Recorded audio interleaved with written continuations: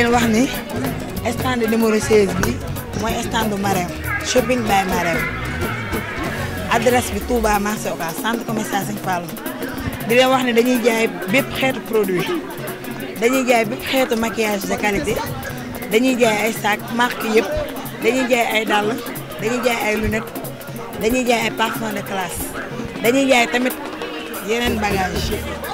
numéro bi 78 011 68 09 bagage yaa ngi nii lu waay am di nga am prix yu yomb yu abordable. am nañ fi ay sac marque Dior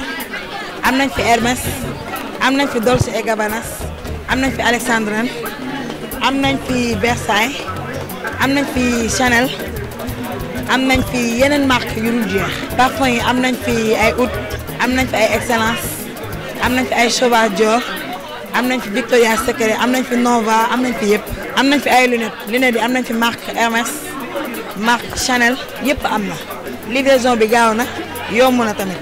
am nañ fi tamit ay nu mu tuddati yeneen bagage yoo xam ne ni que ne du jaar ñu koy wax xale dañuy ñëw ñu wan leen ko ñu gis ko.